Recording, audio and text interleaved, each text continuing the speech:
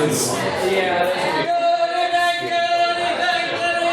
gentlemen, and welcome to this, the 20th ordinary meeting of the 169th session of the Queen's University of Belfast Literary and Scientific Society.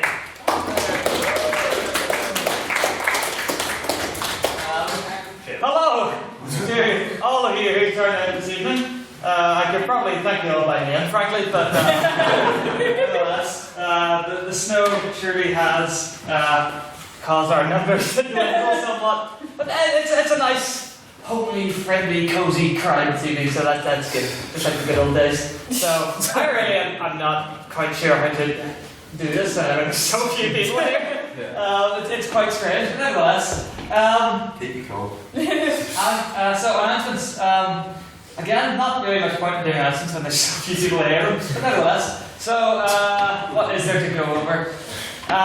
So on Friday, we had the final of the Irish Times up at River Hall. Thank you very much to all of you who turned out to watch and spectate and whatnot.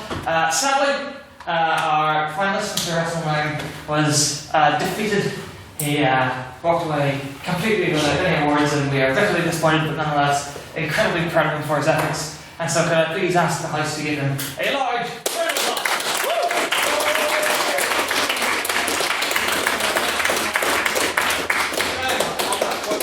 You say I walked away without any awards, but that does not account for the large quantity of pens, notebooks and wine we stole from them. I will take that. Also a pop-up banner. Also a pop-up banner and a large quantity of regular A4 paper.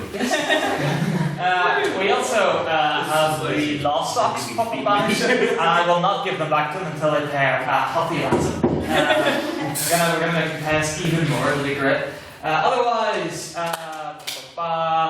so as I mentioned over the past couple of weeks, the AGM is fast approaching. My apologies for not yet putting up on the literary firm the exact procedure for nominating people, but I would remind you that you nominate and second people for positions. Hello. Look at this lovely small crowd. You nominate and second people by emailing info@litterific.org. It would be nice if you did the whole formal I blank hereby nominate blank for the position of blank and they shall be seconded by blank. But if you can't remember that before I put the post up, I'll get the gist if you just basically send through who you're on nominate for what. Otherwise, don't forget that the position of technology officer is appointed, not elected. So if you have any interest in being technology officer next year, speak to Mr. Bradley at some point over the next couple of weeks. Nominations close on Tuesday, I believe. Yes, so best to get them in quick. Otherwise, I think the only other thing is... Right, there are two things. Conversazione. So Conversazione is quickly approaching as well. The deadline for that is, I think, the Thursday of the AGM. So 15th, yes, it's Thursday 15th of March. So that's about 2 weeks away from today. Please fill in the sign-up form if you haven't already. We need to know food people want. And also, slightly differently to last year, you cannot pay afterwards. If you want to attend, you must have paid beforehand. If you have not paid me or Mr. McDonald, the treasurer, by Thursday 15th, you will not have a seat at the Conversazione. So make sure you get your money in. You can pay me by cash, although I would prefer it to pay me by PayPal or by a direct bank transfer, as it leaves an electronic paper trail, so to speak. And finally, our hosting of the Irish National Maidens draws ever closer. We will require crash most likely for this. Yes. So if anybody lives in the area and can offer a small section of floor and roof for people to lie on and under over the weekend of 27th, 28th, 24th, 25th of March, please speak to Mr. Dolan. Again, they don't need couches, they don't need beds, they don't need anything, they just need a bit of floor. They don't sleep on staircases if we make them. So, yes. Oh my god. It's really quite normal. Otherwise, yeah, I don't think I have anything else to announce. I must apologise, there is a slight mistake once again on the order papers. If you look at the second order of business, it says Mr. Secretary, reading of the minutes of the 20th ordinary meeting, and actually that was going to be a joke, but that is actually a mistake. Let's just say 19. On that point, Mr. President, Yes. I think what you're actually trying to prove is that our temporary secretary is in fact a time traveller. Yes, that too. Yeah. Big noise. But also, the joke I was going to make was that it should read Mr. Secretary, it should read Mr. Secretary. So if we could please welcome the Secretary to the front.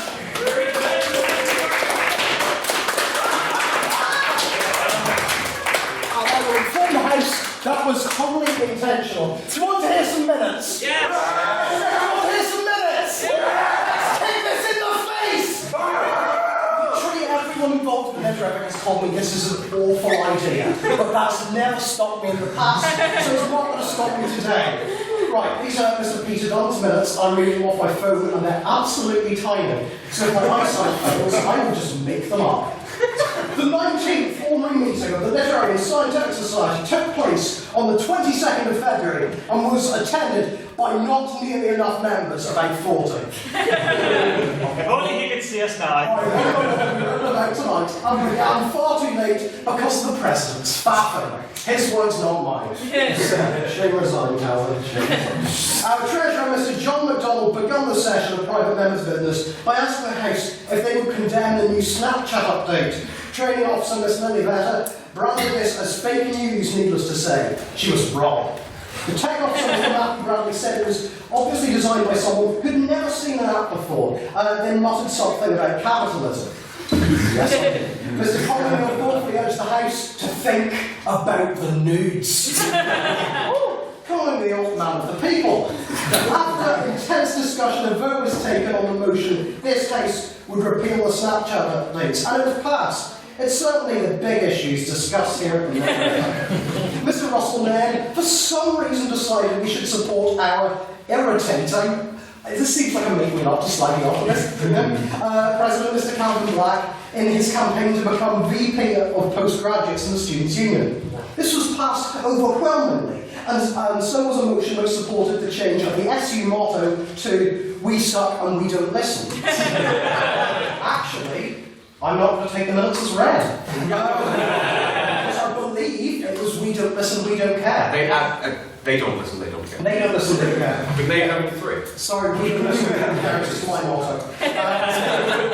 The President then tried to avoid President's questions, but the Secretary pleaded for the President to not disgrace his office and face this music, which resulted in a triumphant Kardashian-related question from Mr. Olga McSparrow.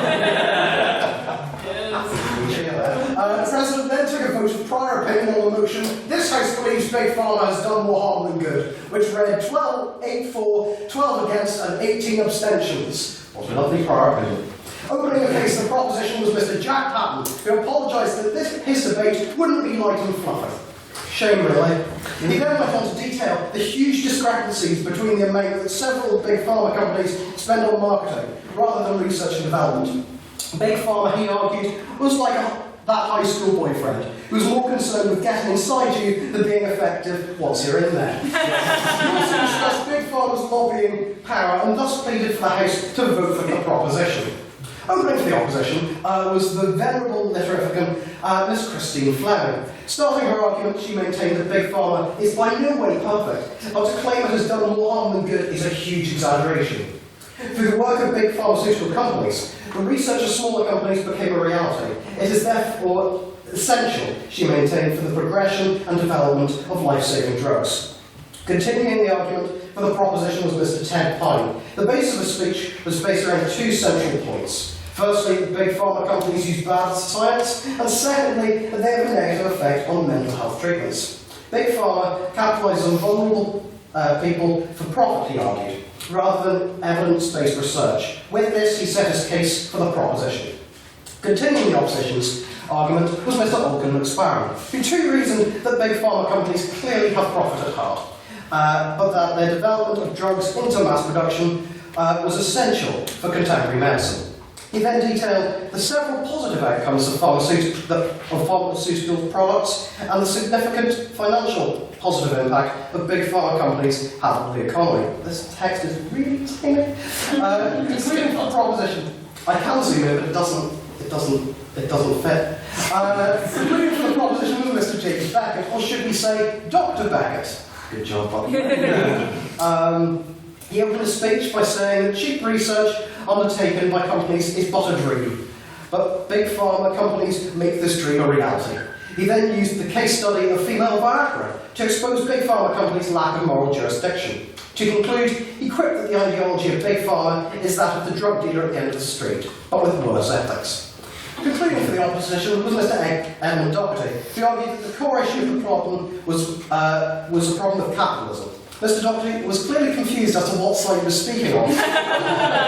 Well, to not use big pharma, one would have to destroy every capitalist company going, which wasn't feasible, apparently.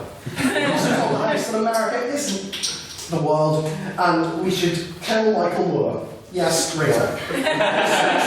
We should maintain the notion of previous opposition speakers. The only way to develop drugs was through business. Questions were then heard from Mr. John McDonald, Mr. Chris Hubble, Mr. Colin Neal, and Mr. Hammond Tuffy. That's wrong, so I'll change that. A vote was then taken on speakerability, which read 20 for the proposition, 2 for the opposition, and 2 abstentions. May I take the minutes as read? No. Nay, okay. They don't listen, they don't care, correction. They don't listen, they don't care. My speech was a far more worse than what that said. I'll throw this in your face. I also think the real thrust of my speech was that cake isn't supposed to break, and that's just Okay, if they were added in, would you then take them into threat? Well, hey, let's end this charade.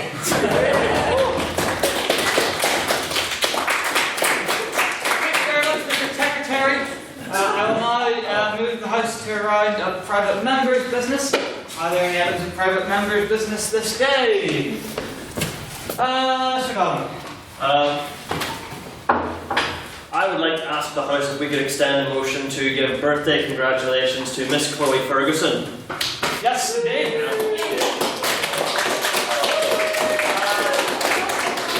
Are there any thoughts on that particular motion? Would anybody? Yes. Clark? No. I'd just like to say that I thought Hugh was going to, I thought he was going to say this house would give birth. And they said day, congratulations. I'm like, oh, right. That's boring. There's a very dramatic pause in there. Confused my head. Are there any other thoughts on that particular motion? No? No. Okay. Can I get a seconder? Second. All those in favour of this House would extend birthday congratulations to Miss Chloe Ferguson. Please use your hand and say aye. Aye. Those against say nay. Abstaining say Abstaining say nay. Okay, the motion passes, the motion passes. Happy birthday, Miss Ferguson.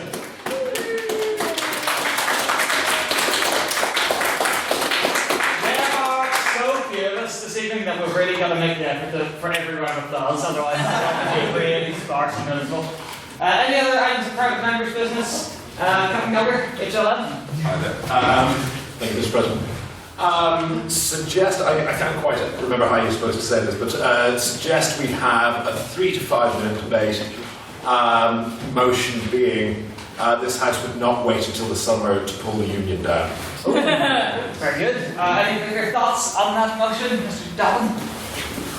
I think we should pull down the union as soon as possible, is all I'd say. And it's you're talking about the building itself, just to start the deconstruction. To be interpreted. If we were talking about to demolish its internal institutions and the rats that fester within, we can also tear those down as soon as need be.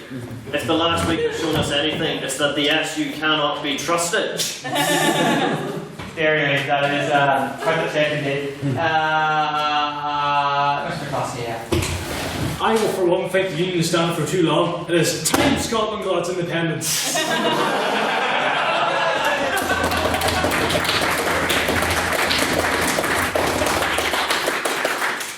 Mr. Patton?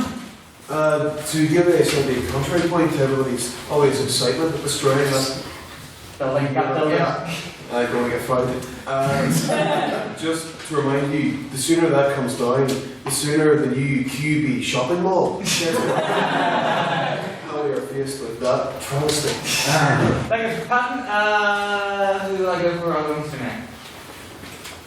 on Mr. Patton's point, admittedly, whilst a QUB shopping centre may be built in the union's place, I will personally dismantle every union that I see put before me until I find aesthetically and moralistically pleasing. Any more hives of scum, rapacious villainy, and utter incontemptible nastiness and scallywaggery cannot be tolerated by my divine wrath. This is the word of the Lord.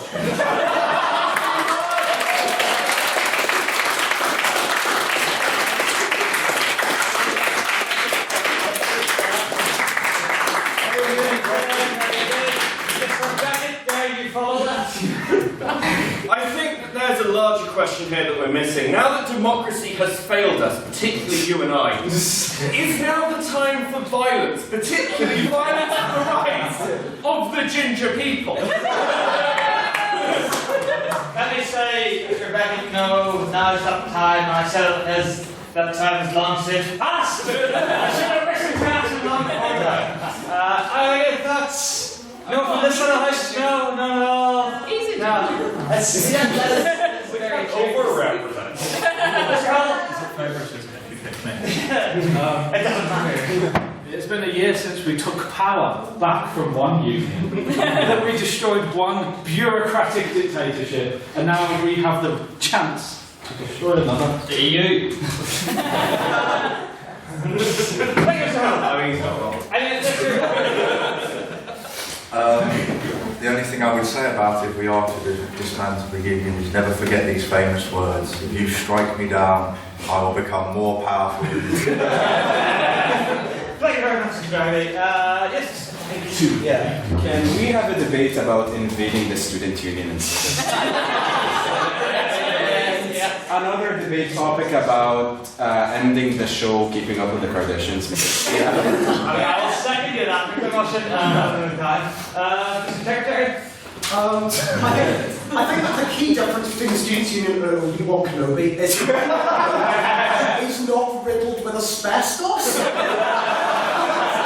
He doesn't have like wires hanging from the ceiling. That if you were to do this, and I'm quite short, if you were to do that, you get immediately electrocuted. So I think it is a risk to health. Has anyone been up to the top floor of the union? I have been at the top floor of the If anyone's played any horror game for 5 years, imagine that, only you're in it. And more likely to die. Thank you very much, Mr. Secretary. Are there any other points that should be? Yes, Mr. McCullen. One thing you said, Caroline, about it, there's no need. One swift kick and it's gone. Thank you very much. Anyone else? Anyone other than yes, Mr. McStar? We're all gonna miss the speakeasy on a Friday. Yeah. It's a good night. Oh yeah, good one. Scary me. Take your seat, Mr. McStar. Anyone else going once, going twice? Final word on the motion then to Mr. Henry. We have heard the fine suggestion that we invade the union, or more specifically, debate upon invading the union. But debate is not enough, my fine. For every second we debate, that foul building still stands. Therefore, I propose that you join me now and dismantle that foul establishment brick by brick.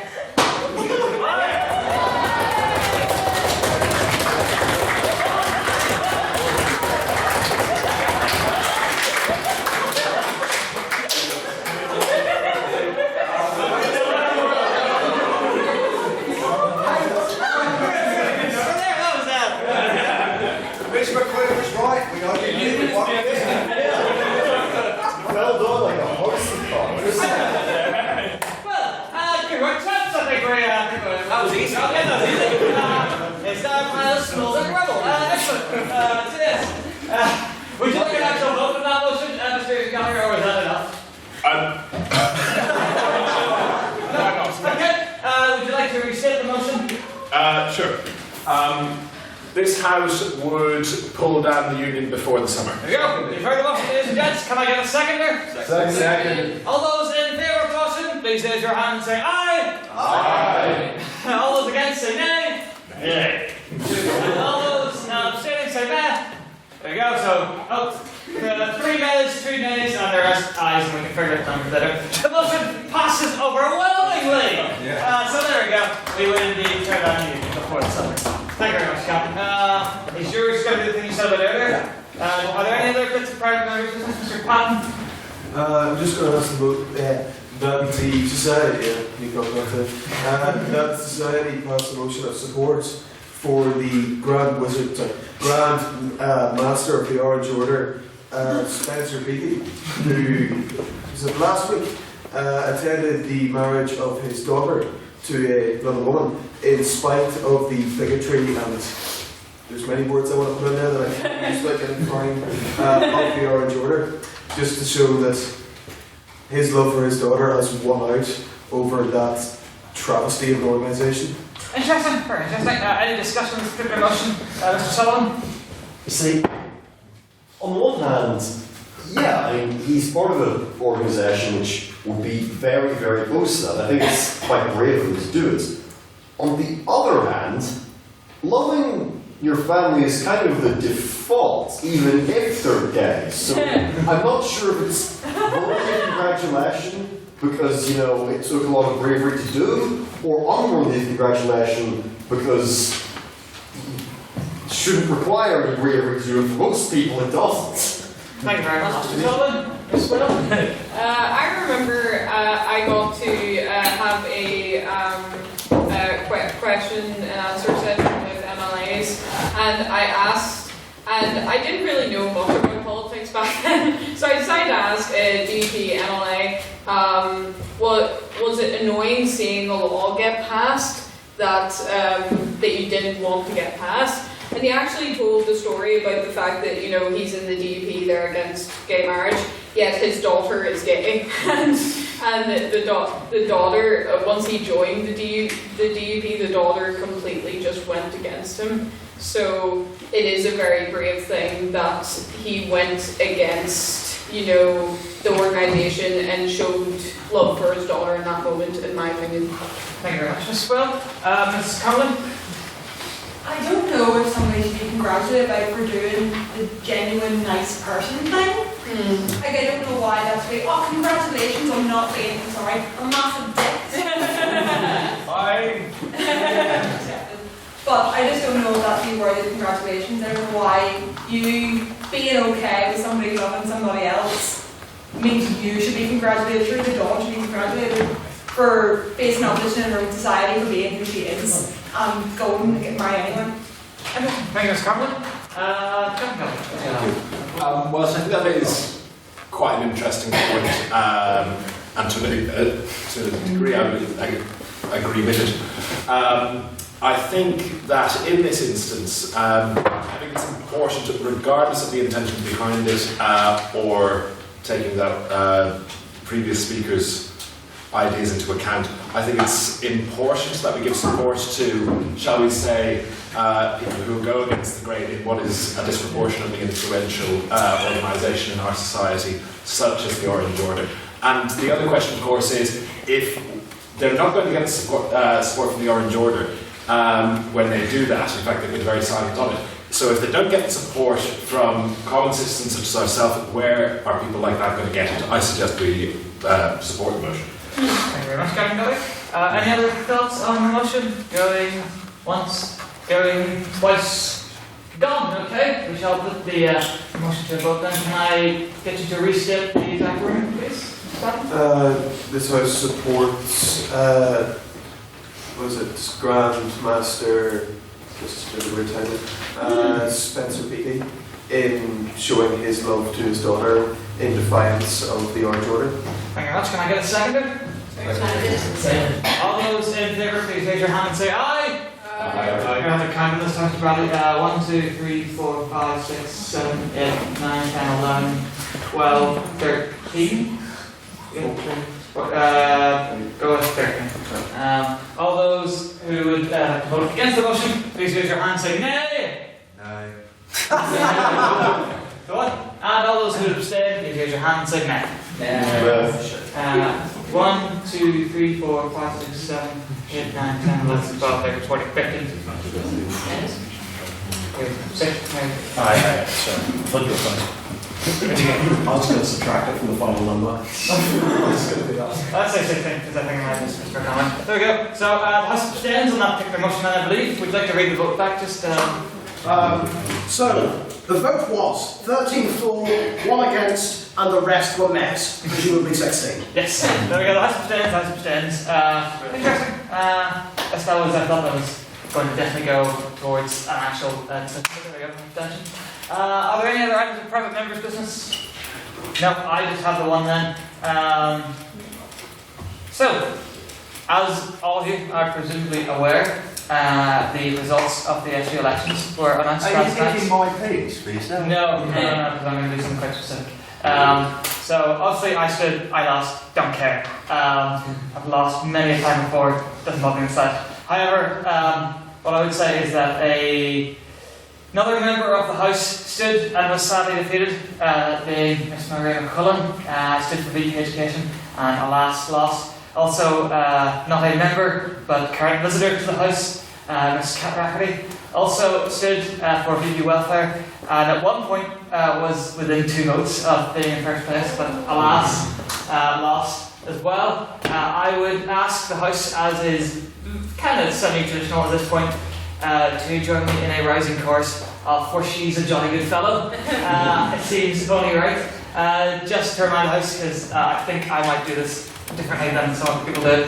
I would typically say that it's 3 repetitions of "For She's a Jolly Good Fellow," and so and then 3 repetitions of "And So Say All of Us." So quite often people think it's only the 1. I would go with 3. Yes, Mr. Sullivan? Surely, given we have 2 people there and yourself, it should be "For they are jolly good fellows." No, I don't need to be. But even then, I get my ego stoked enough up here, it's fine. but which one of them are we congratulating? We did the same last year If we for... say she, then it can only be one. Apostrophe S. We're seeing it ES apostrophe. Anyway, in any event, in any event, we did the same thing last year for Miss Better and Miss Ireland, so, and it was 5 then. Yes.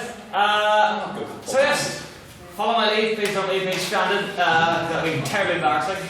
1, 2, 1, 2, 3. Oh, she's a jolly good fellow, oh, she's a jolly good fellow, oh, she's a jolly good fellow, and so say all of us, and so say all of us, and so say all of us. Hey!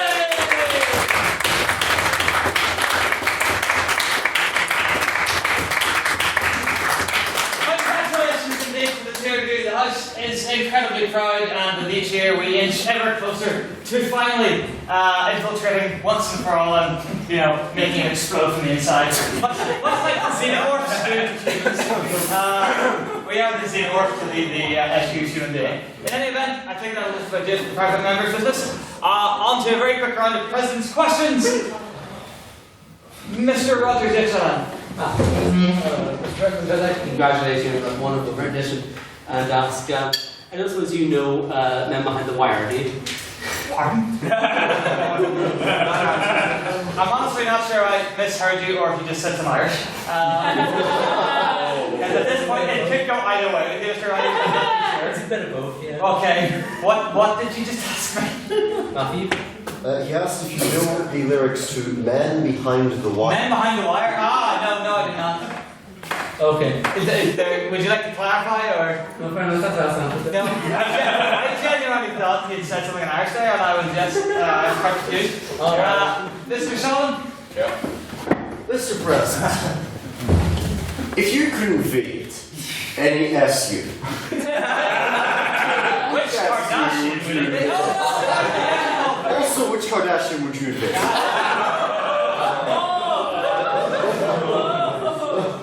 Seeing as how you tacked that on to the end of your actual question, I declined to answer the Kardashian bit. Which SU would I invade? I think the answer is obvious, Mr. Sullivan. There is only one SU that I would invade, and that is the SU of Lincolnshire. Lincolnshire is it's truly empowering. Down with Lincolnshire SU. They are terrible people. Yes, are there any other questions? Mr. Clark? On the theme of asking you if you know about songs. Yes. Have you heard? Have you heard of the song Rasputin by Boney M? And how popular a song? How well known would you say that song is? I think I might have heard of the song. If you were to give me the tune or the lyrics, I would probably.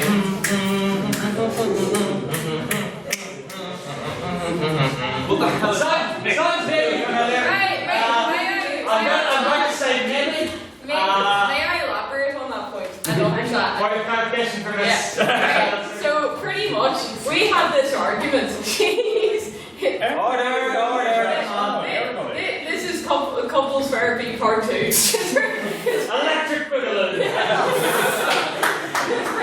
Because pretty much, we were playing a game where we were trying to hum popular songs, and he said, no, everyone knows that song. I was like, no, they don't.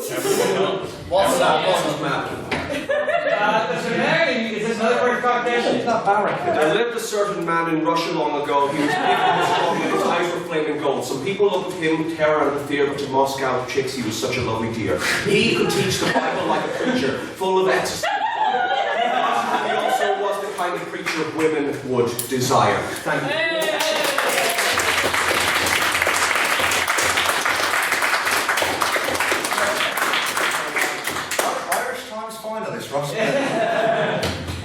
Miss Connolly. Given the recent Mr. Rogers. Given the recent discussion here about the rats that currently habitate in SU, which Kardashian would ascend to the presidency of the SU? Greatness.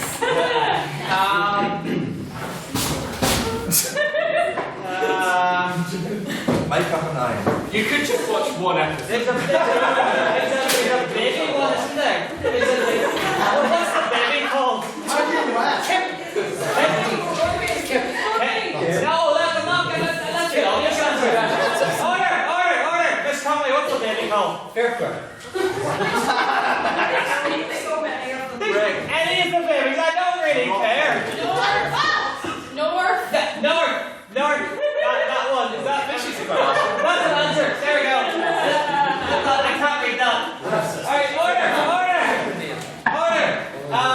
Yes, Cal. Given the topic of USSR, yes, of Stalin, Trotsky, and Lenin, which one do you think Kim Kardashian? I really thought that was going somewhere. Which one do you think Kim Kardashian would watch? Be closest to line. Closest to line.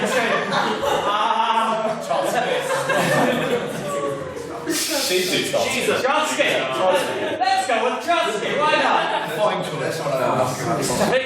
Okay. During the time that you were auctioned, yes. If the winner forced you to binge watch the Kardashians,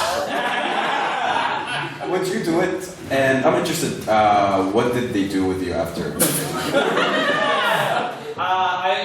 If they were to make me do it, I would be obliged to under the terms of the contract, which were signed and sealed. And also, they haven't able to do anything yet, as I have been out of visiting for the past 2 weeks, and have not yet been able to offer my many skills. So yes, I'm sure they're very much looking forward to it. Mr. Duffy. What? Mr. Duffy? I am Rupert Bradley, so I don't know that name. That's true. Going back to the thing about songs, yes, and going with the USSR song, are you familiar with the song "Back in the USSR" yes. by the Beatles? Yes. Good. Good song. Thank you. Yes, that's all I got. Given all the snow and the winter of our discontent with everything that's happened with the SU and everything else, but noting that Providence, the amount of snow here compared to Dublin, would you agree we're still far better than Trinity? I mean, of course. Is that even a question, Mr. Mayor? I mean, I'm sure that's enshrined in the laws somewhere. Mr. Rogers, is that you something in response? Like, obviously, more snow in Dublin means that the Irish Free State is still a cold house core in certain section of the population here. Thank you very much, Mr. Rogers. Mr. Pat, were you going to let Mr. Nairn defend his country? let the foreigner have his chance. Mr. Nairn and Mr. Pat. First off, I'm going to fight him in a few moments, but before I do so, as we all learned from Hurricane Ophelia, the border passed by the couch. So it is quite simply a circumstance where, as our team has proved, the second a storm reaches the border, it sort of dissipates and doesn't exist anymore. So that's why we're fine. We. He's gonna. Oh, there we go. I'll post spots at your name. To link on to the discussion we had last week about the new changes to Snapchat of all wonderful things, there was a 6% dive in their worth in the stock markets this weekend. Oh no. That was caused by the Kylie Jenner tweet. Yeah.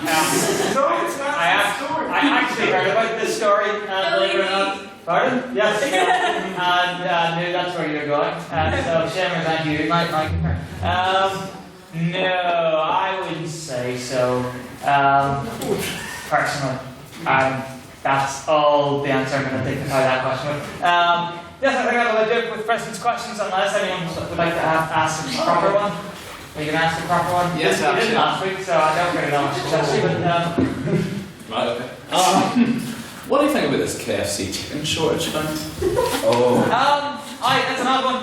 Switching distributors and whatnot has led to a shortage of chicken across hundreds of outlets, hasn't it? Which has caused them to shut down. Are they still closed? Mr. Dalton, I would expect you to know. We're not I got the chicken back. I got the chicken back. Just interesting for me that in this age in which we live, something so seemingly as simple as switching up distributors would cause such a problem. There we are. Mr. Conway, I'll let you close this out. I'm surprised that the shortage of chicken supply actually affected KFC's revenue, given that it isn't really the main ingredient of any of their products. Hey! Very good. Very good. So this, I think, sure, Mr. Rogers. You speak nothing wrong. Calisan Ditch. Sinn Féin, August Erlingus. Chucky Arda.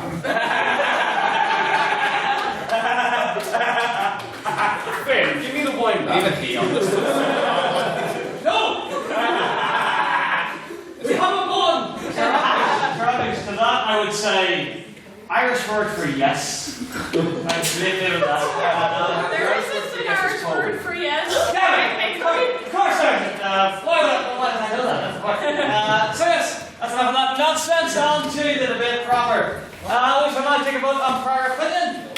The motion this evening is this House of Invade Soviet Union 1945. All those who would support the motion at this moment in time, please raise your hand and say aye. Aye. 1, 2, 3. Mr. Secretary. Gobs. Would you see you striking?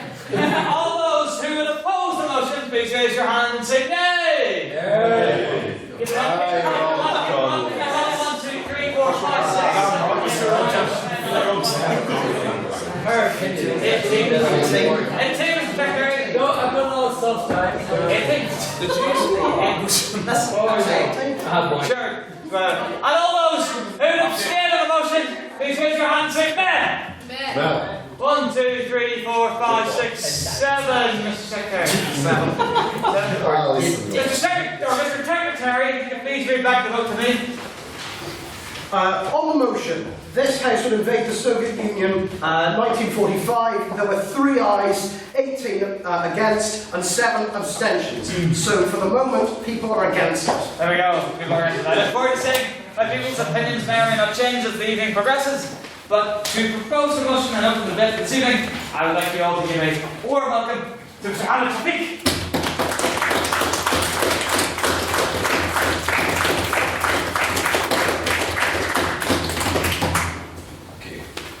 Good evening, ladies and gentlemen, Mr. President, Mr. Secretary. Tonight, we're going to talk as a proposition about a few points. Why should we invade the USSR? First of all, we get that when Napoleon Bonaparte invaded Russia, it was his downfall. And we get that when Hitler marched 4 million soldiers to Russia, it was the end of Nazi Germany. But in our case, as the Allies, or as the United States of America, We were more technologically advanced. We had nuclear weapons before they did, and we had a stronger army and stronger weapons.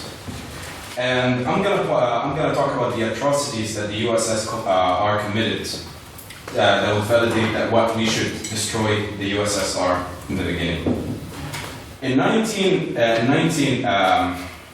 During World War II, when Russia invaded Latvia, Estonia, and Lithuania, first of all, they forced people into the Russian citizenship. And secondly, they mass murdered, they removed people from their homes, and they forced them into concentration camps and to move back into Siberia. On that point. I'm sorry. Okay. The second thing that Russia did once they defeated the Germans is that they committed mass rapes. They raped women and girls even to the age of 8, and they even went as far as they raped women from Poland that were freed from the concentration camps. Furthermore, during the siege of Budapest, on the 13th of February 1945, there were 38,000 civilians killed, 13,000 died due to military actions by the USSR Army, 25,000 died from starvation, disease, and other causes due to neglect.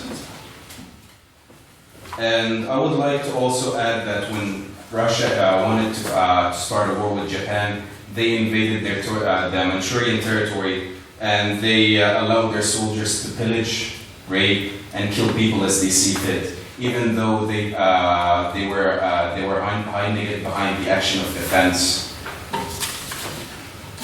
I would like to further add that when Russia invaded any country around the world during World War II, they would steal money from their banks. They would shoot people whenever they see fit, and the Russian government would act as if nothing happened, and they pretended to protect the people. On that point, like every country during World War II did acts like this. I mean, Germany when it attacked Russia, pillaged, raped, got a lot of booty, killed people. It's just sort of the nature of warfare, and as much as I think it's disgusting and appalling that it happened, they're not doing anything that any other country didn't do. Well, it's true, but there are some ethics in war, and a lot of European countries signed the Den Haag Convention, which is not to there are some ethics that should be followed in war, whereas Russia refused, and then they killed a lot of people. So, as we know, the communist regime is not the best regime, and since the head of this regime is Joseph Stalin, who even tormented his son to the point that he wanted to commit suicide and he failed. And his remark was, "You're too pathetic to the point that you can't even shoot yourself at point blank." And what's even worse is that when he was negotiating to save the life of his son, he said his son is worthless, so let's go, so take him and kill him. These are the few reasons we believe that Soviet Russia should have been stopped stopped from expanding. Any questions? Go ahead. You mentioned concentration camps that the Soviets used, and lots of war crimes the Soviets do, but the British and the Americans did war crimes themselves. For example, the British created the concentration camps. The British occupied numerous countries. The Americans killed quite a lot of civilians with the nuclear attacks, which in this timeline haven't happened yet, but will happen. How do you respond to that there? Well, I would say, the Russians, sure, like war you're gonna have casualties one way or another. But Russians, they killed intentionally. They did it out of fun. Like some in the Allies, for example, they were prosecuted. The soldiers were prosecuted when they were forced. When they were caught doing an illegal act, whereas the Russians, they didn't do anything about it. Any other questions? Go ahead.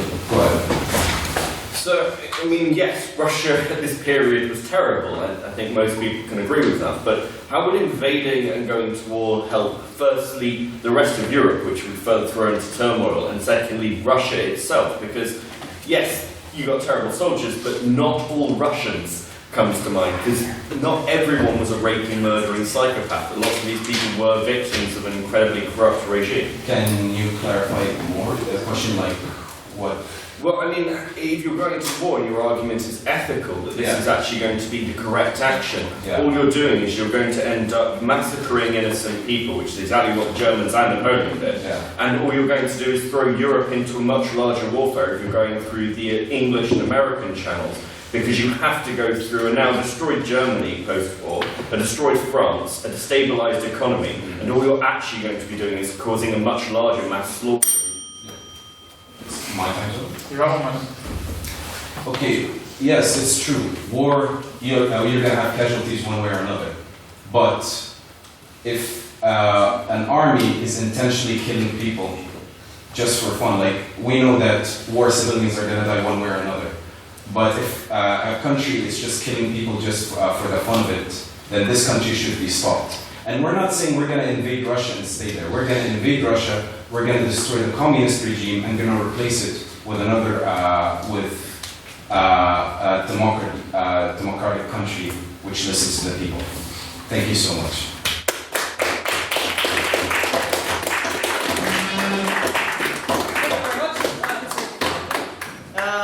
Just by the way, Mr. Now, you mentioned earlier that we stole a whole bunch of stuff from the Irish Times. We also took this bell, this rubbish bell, that I will not be using anymore. All I do is the old one. Yes, I'll use the old one. You're not getting it, Mr. Rogers. Yes, gotta get it now. Anyway, to give his maiden speech and to open the case for the opposition, please give a warm welcome to Mr. Chris Hubble.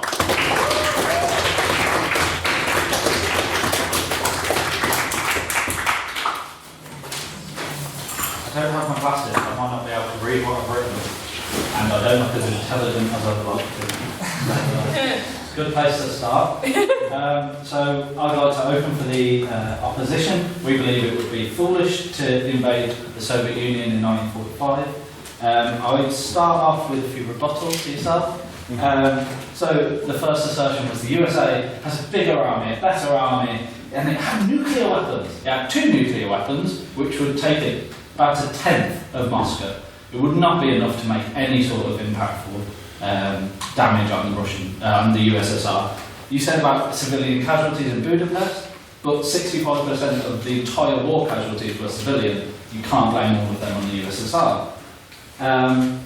You said they steal resources, gold, land, and they rape, which is all very bad, but it sounds a bit like the policy of the British Empire, which was still clinging on to some form of strength. Sure. And secondly, and finally, you said you could destroy the regime, the communist regime, and introduce democracy, because that has been a successful policy in recent years. So I'd like to start with an overview. Of that matter. I would like to start with an overview of the global situation. So, if you look at the world in 1945, there is neither the opportunity nor the will to have a mass invasion of the USSR. We defeated Germany in May 1945, and I think we would all agree it would be foolish to invade the USSR before Germany was defeated, because we can't win a war. No, we just can't. I would try and put that more fluidly. But, so, May is where I start. When Germany had an unconditional surrender in May, troops across the world were celebrating the fact that peace was on the horizon. These were people who had fought for the last 6 years in desperation. These people had been mostly volunteers, mostly people who had been conscripted. These people did not want to fight for any longer than is necessary. And this can be seen by the fact that within 6 weeks, we started having the repatriation of troops. We had massive mobilisation of American and UK troops from mainland Europe back to the home countries.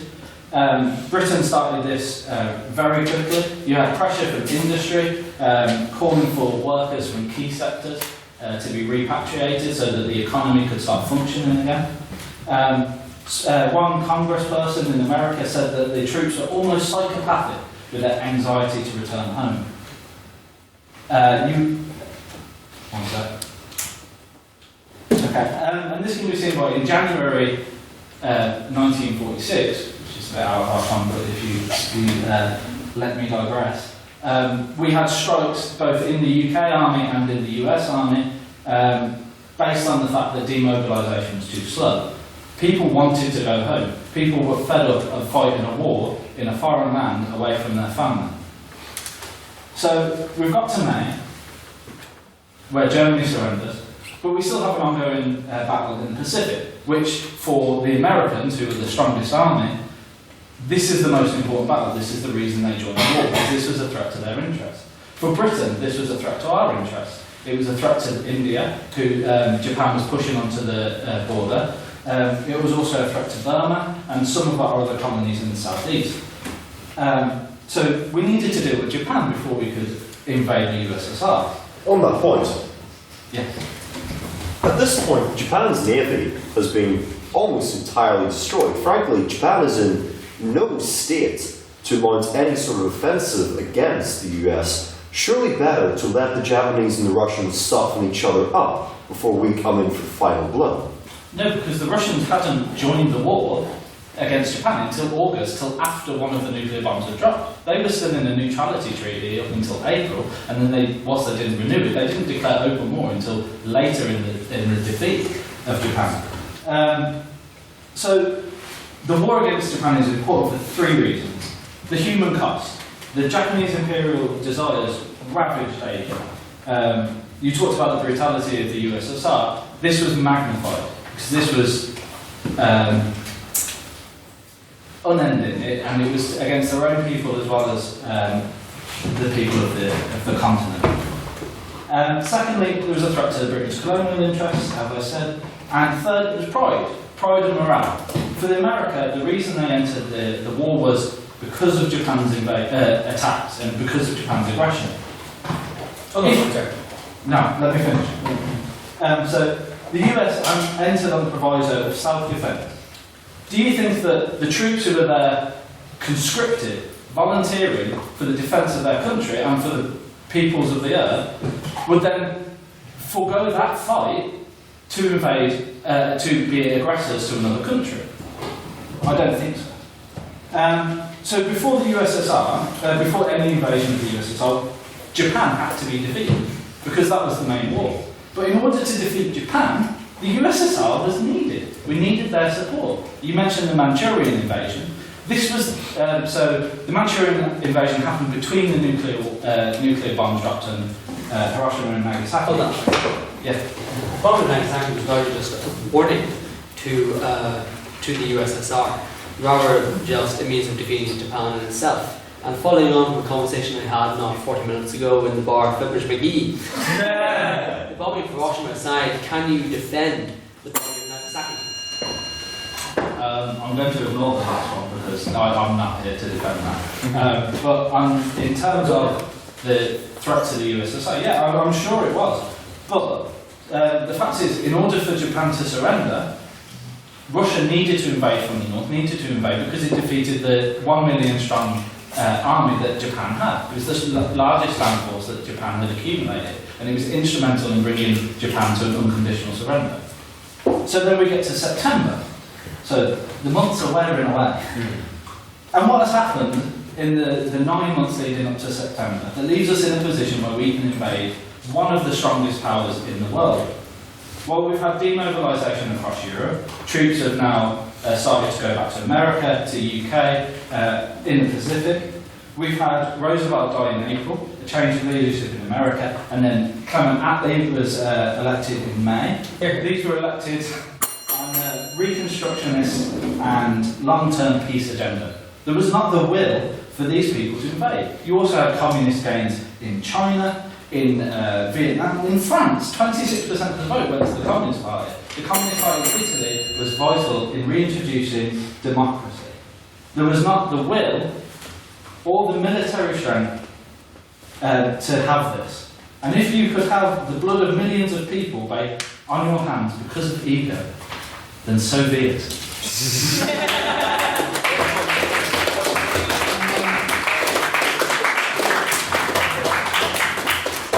Ordinarily, I would ask the House for a second round of applause for verbatim speech, however that pun was so bad. I'm very tempted not to, but I will. No, I didn't officially propose it, so you can't say it. Can I please get another round of applause for a wonderful native speech?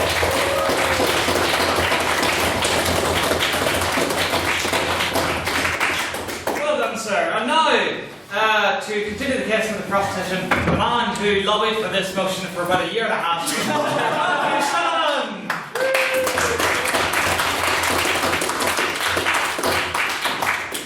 I seem to recall the previous secretary saying he would only ever support this motion if I could get it in less than 7 words, despite the original wording of it being less than 7 words.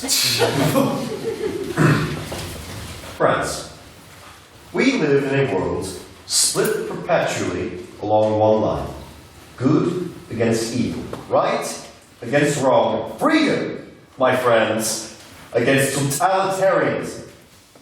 The war we are just now concluding in Europe is clearly the struggle of democracy against the mad and totalitarian rhetoric of Hitler, Mussolini, and Hitler. During this war, it has been necessary to ally ourselves with those who we did not agree with, because they were a lesser evil. It must be said, however, that while our ally in the East was instrumental in the defeat of Mr. Hitler, they did not do so for the same reasons as us. I am talking, of course, about the Soviets. Because while we fought for our freedoms, our right to express ourselves and think and do as we wish, the Soviets pretty much just fought for the survival of their own regime. Make no mistake, the Soviets aren't like us. They didn't believe in freedom. No, thank you, sir. They didn't believe in democracy. They're, quite frankly, nearly as bad, or even worse. On that point? No, thank you. For even as the Nazis conquered the weak and spread their ideology of hatred across Europe, so too can we expect the Soviets to force their ideology of authoritarianism and envy upon Europe if we do not stop them. On that point. Who will come to Poland's aid when Stalin comes knocking? Who will come to Finland's? To Estonians? This is our answer. That our allegiance is to freedom and democracy. We have a sacred duty to uphold, to defend the weak from the ravages of the strong, and to raise up the shining light of democracy against the encroaching crimson tide of darkness and fear. Point. No. Now, while I think it's therefore well established that we have an obligation to help Europe, after all, when we surfaced about before Poland, we left Poland to die. We won't do that again. A lot of you might ask still, why not? After all, Europe has been beaten and bruised by this war, and its people are loath to suffer another. To this I say, because we must act now. We hold, in this instant, a position of strength, logistically, technologically, and strategically. Strength which the Soviets will soon match if we do not nip them in the bud as soon as possible. In the area of logistics, the Soviets rely on our aid to fuel their war machine. Transports of supplies and materiel from the White Sea have been incredibly important to their war efforts. Frankly, most of their supply trains are American trucks, which we supply to them. Sure, go ahead. You failed to take into account all the numerous factories that were captured by the Soviets in Eastern Europe. Eastern Europe has countless resources and countless factories. They did fuel the Nazi war machine after all. You're not wrong there. But we do have a lot more factories, which means that while they will have additional resources, if we protect those quickly enough, they won't be able to levy those as well as the Nazis were able to, because the Nazis held them for such a long period of time. And I think it's quite telling that the opposition is completely willing to just go, oh well, let's just give Poland to the Soviets. It's not like anyone's ever done anything bad after invading Poland, after all, right? Now, we need to strike before their evil can become self-sufficient, before they can truly manage to not need us. to fuel their evils. On that point. No thank you. In technology, we have an exceptional advantage. On that point. No, go ahead. Go ahead, sir. What? Well, in actuality, that's a complete myth. And Soviet technology, in terms of war machines, is fairly even to Western technology at that time. You're simply quoting a piece of revisionist history. So the Soviets are still trundling around in relics from 1940, while the Americans are bringing to the battlefields of Europe.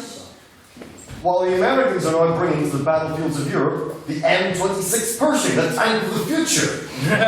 And, even more impressive, the British Centurions. What Russian could claim the benefits of a tea kettle in their armored vehicles?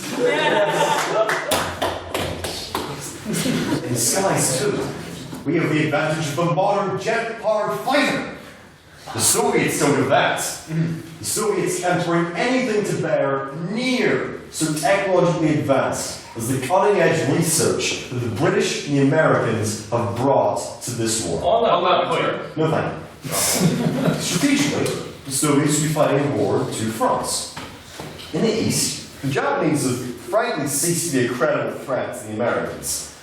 The Japanese cannot attack the East anymore. Their navy has been destroyed. The only thing left to do in the East is mount an invasion. And no thank you. And I think most of us would be rather loath to waste millions of men to invade the islands of Japan. I say, let the Soviets and the Japanese soften each other up. They are, after all, quite opposed to each other. The Soviets are supporting the People's Republic of China, which is itself opposed to Nationalist China, which is itself allied to Japan. The Soviets and Japanese have a very unamicable relationship. I think it's reasonable to say that they would want to fight each other. And it's not like Japan's going anywhere, it's like they're going to get stronger. Japan's completely starved of resources right now. And they're not going to be getting any more, considering they don't have a navy anymore. No, we have a golden opportunity, my friends, here and now, to stem the tide of communism before it can infect the rest of Europe. If we continue to appease Hitler and amble into a war in his terms, who can say where we would be not? Now, if we don't take this opportunity to end the threat of communism, who knows what the future might hold? A red Poland? A red Germany? A red Britain? We may have defeated the devil, ladies and gentlemen, but his cousin lives on in Moscow. Thank you.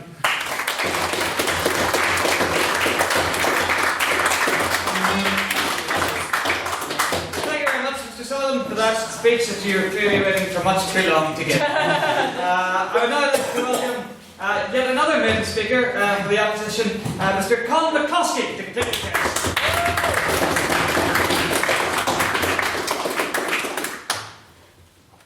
Ladies and gentlemen, members of the proposition, fellow members of the opposition, First and Deputy First Ministers, and Big Liz on the wall. I would like to open by addressing some of the points that Mr. Sullivan, can I call you Sully, made? No. So, Sully, made the point that the Allies fought on to defend liberty, freedom, and everything apple pie in America. But you forget to mention that they fought to defend their own personal interests. Like, they fought for the extension, the existence of the British Empire, which in itself was totalitarian. Did the British ask the Indians? Did the British ask the Aboriginals? Did the British ask the Irish? No, they just took. So, it's hardly very morally grey. Moving on from that there, the proposition has put it to us that the pros for invading the Soviet Union outweigh the cons. Yeah. This is an opinion that I respectfully, but nonetheless, wholeheartedly disagree with.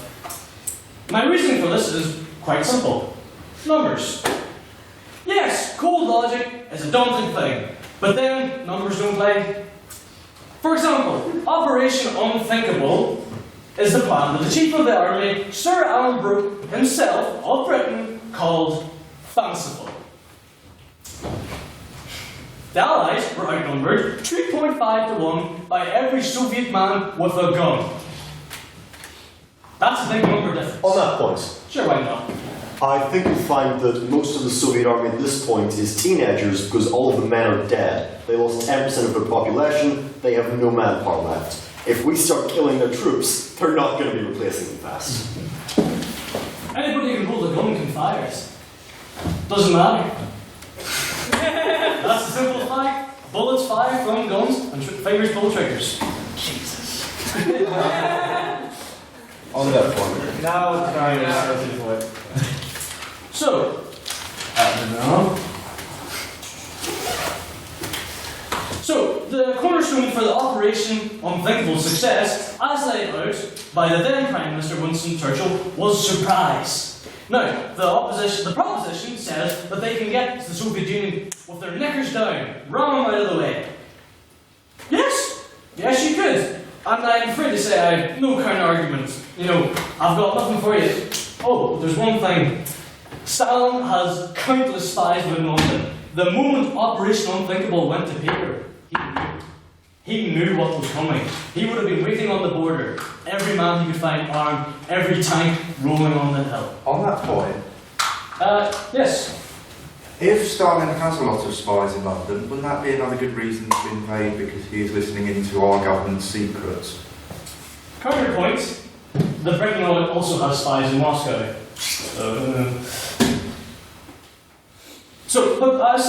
We'll go away from that feasibility of just how this invasion is going to go. And let's say we give the proposition the benefit of the doubt.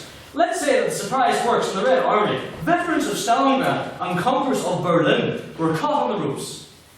We still have to conquer Russia, and to do it before winter, you'll have at most 6 months. It's quite the feat. The Wehrmacht couldn't do it. How could, frankly, remnants of the Allies do it? On that point, sir. Not now. And what if you take Moscow? That's not the end. I didn't win it for Napoleon, and I won't win it now. Let's talk about feeding this army. There's both a famine and a refugee crisis going on in Europe right now. These men have mouths. They have to eat. An army marches on its stomach, let's not forget. On that point. Not right now.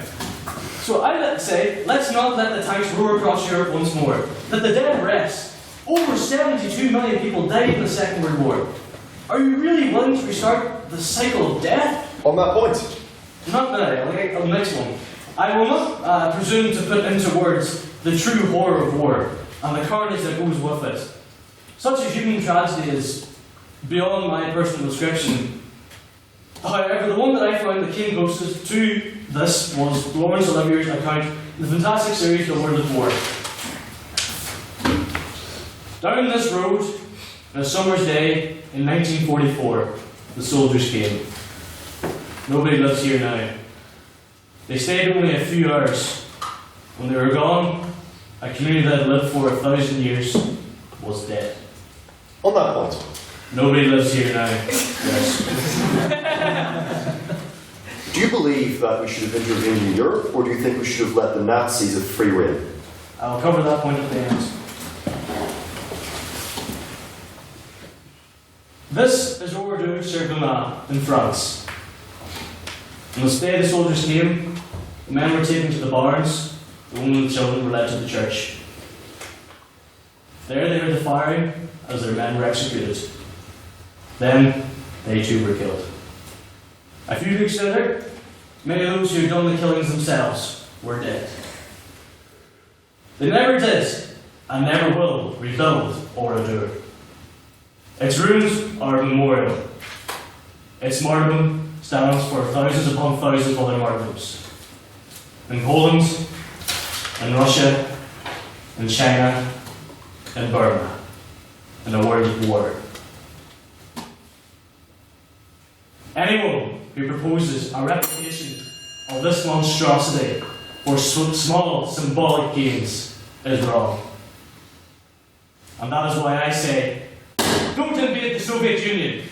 Choose peace, choose life, and most of all, choose the end of conflict. Thank you.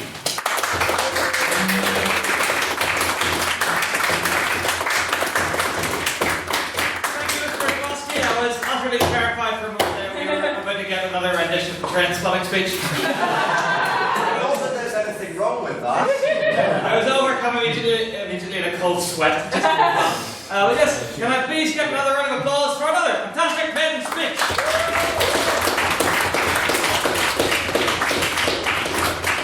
And now to continue the case of the proposition in what is most definitely not his maiden speech. Well, please welcome Mr. Finbar Rogers,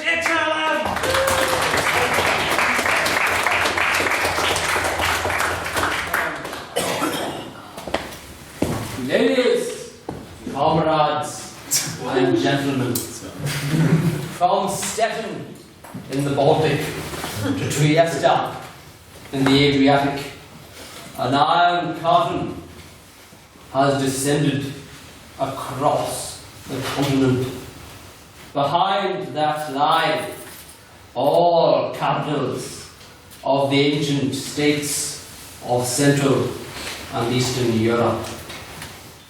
Warsaw, Berlin, Prague, Vienna, Budapest, Belgrade, Bucharest, Sofia, Islington,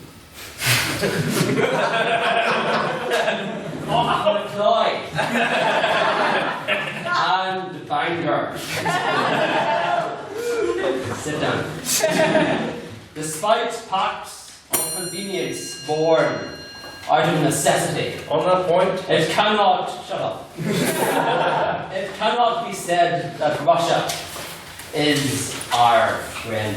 On that point. Russia, no, is historically our enemy. Semicolon.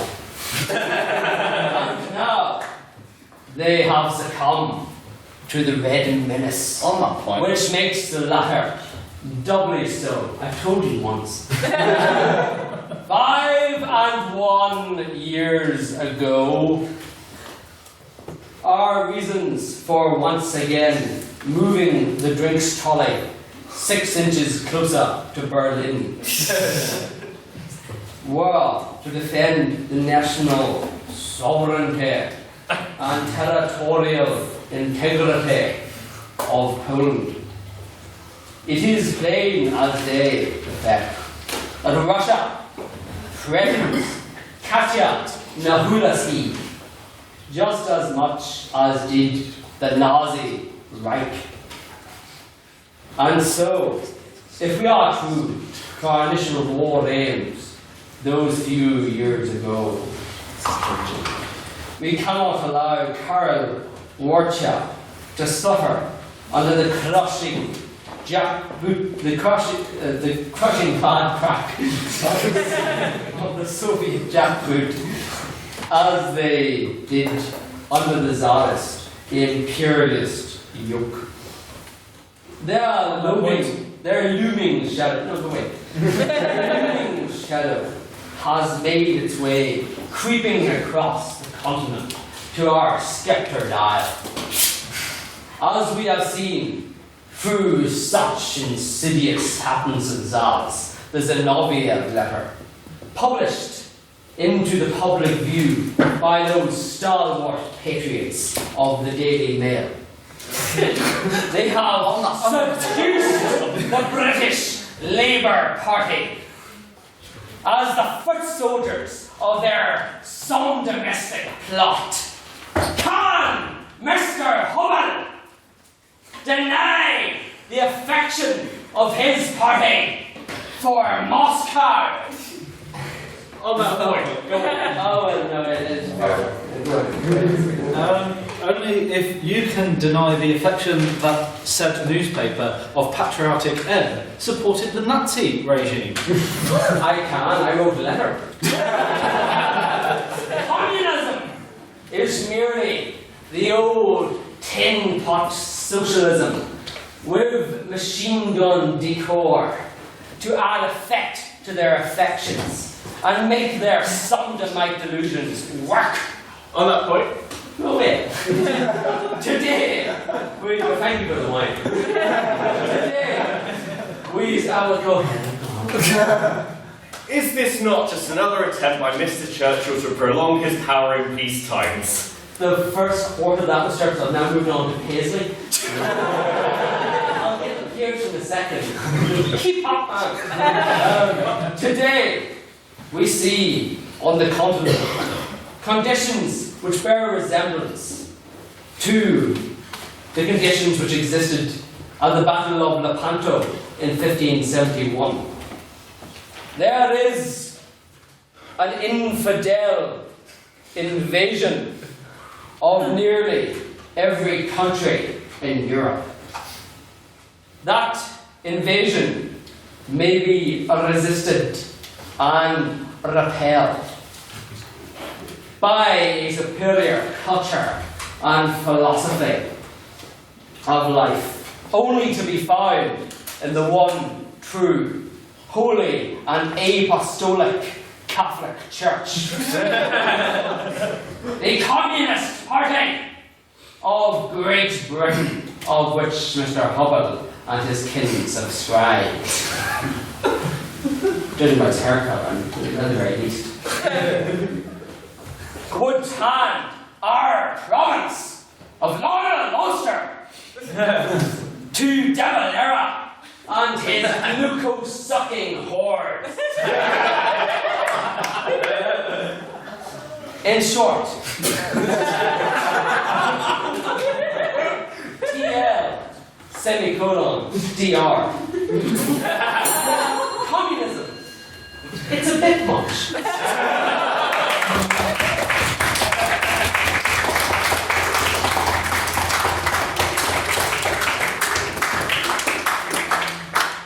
Dear me, I dare not even attempt to comment on what just transpired. The wonderful speech today, Mr. Rogers, incredibly enjoyable. And now, to give the final maiden speech for this evening, once again, for the opposition, can we all please give a very, very warm round of applause for Mr. Michael McConway?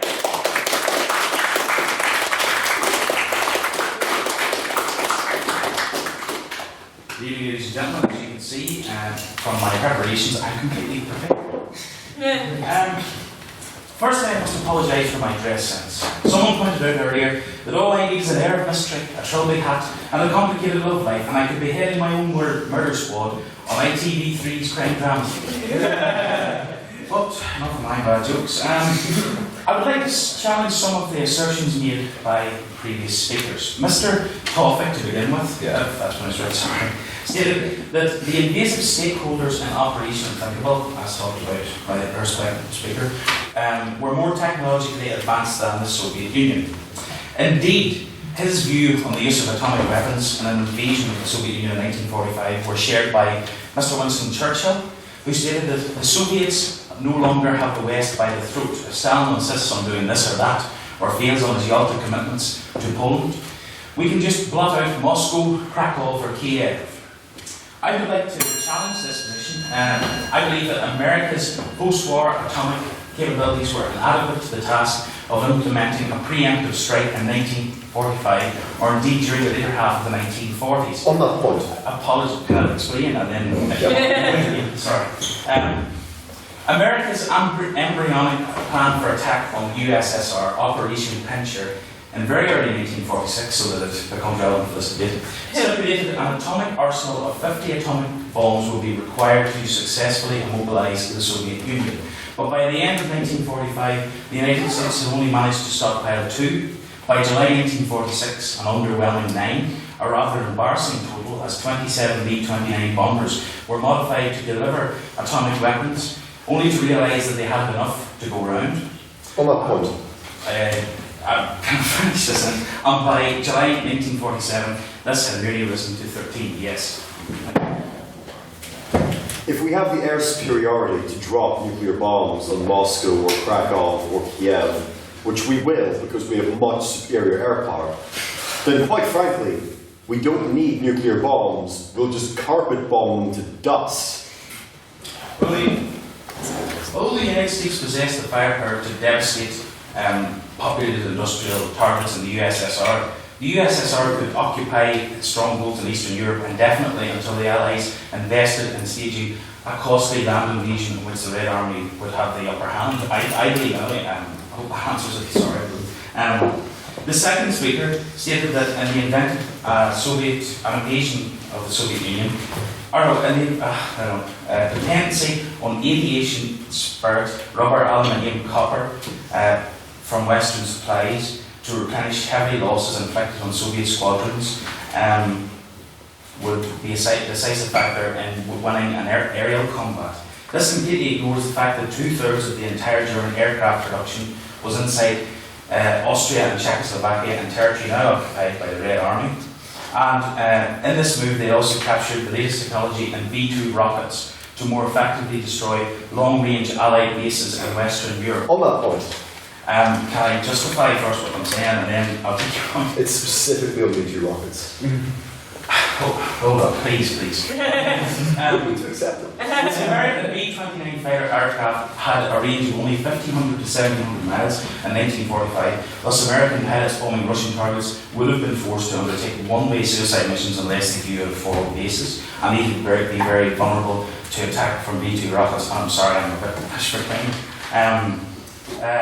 I would also argue, we talked again that the planners of Operation Unthinkable envisaged swift military success due to an element of surprise, with its targets achieved well before a crippling Russian winter set in, avoiding at all costs a total war between East and West. However, I would contend that proposed preparations for the invasion in British and American zones in Western Germany and throughout Northern Europe would have immediately alerted Soviet agents as to their intentions, thus squandering any element of surprise. And this brings me to another point made by the first speaker. He said that the British and America, any stakeholders in invading the Soviet Union, which would be Britain, America, some Polish forces, and we'll talk later about the German contribution, they actually had stronger armies than the Red Army. On the 1st of July 1945, the scheduled date for Operation Unthinkable, the Red Army numbered 7 million men, 6 million of whom were in the frontline Western theatre in the event of an Allied invasion of Soviet satellites as a means to reach Russian territory, outnumbering Allied divisions by 4-1. The Allies could muster 47 armed divisions, dwarfed by the Red Army's capability of mustering 170. Thus, without the element of surprise, and with highly unfavourable odds mounting against them, a British and American invasion of West Germany in 1945, with designs to quickly advance to Poland and the Soviet Union, would at best lead to stagnation and stalemate, and at worst would hand the opportunity to the Red Army commanders to push Britain and America out of West Germany altogether in a swift counter-offensive. Now, General Sir Alan Brooke, in rejecting Operation Unthinkable plans as hazardous and completely unfeasible, emphasised that suggestions to mobilise 700,000 Wehrmacht troops in an invasion of Russia was extremely foolish, because there were. I actually had, I'll take them now, but I had a shortened copy of the Operation Unthinkable plans, which were published to the Public Records Service in 1998, and there were no plans to retrain these troops who had been enemies of the various stakeholders until, like May 1945. And they would also mobilise public opinion in Britain against them. I've run out of time, but I do want to conclude. Despite being a brilliant military tactician, how can we expect Mr. Hugh Dobbin to lead a standing army in this House's campaign to invade the Soviet Union? Given that it is only a matter of time before the newspapers reveal Russian involvement in Mr. Calvin Black's electoral campaign, I fear he will be very reluctant to mobilise this House to invade. But when you are casting your vote tonight on this motion, spare a thought for our diligent secretary, who will be condemned to a life of conjuring up new ways to express the phrase, "In today's progress, we moved General Dobbin's drinks cabinet 2 inches closer to Moscow." It is not the Soviet Union that threatens this House with satellite status, but rather it is Mr. Russell Nairn, who intends to create a puppet society council near delivery on behalf of the Queen's players. Thus, I urge you to reject this motion in favour of a new one. This House would invade bookfinders. Thank you.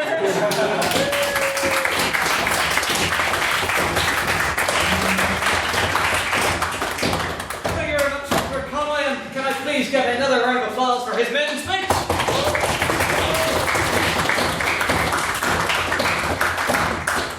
Good sir. Now, the aforementioned Mr. Dobbin takes the floor to give the closing speech for the proposition. Give him a hand.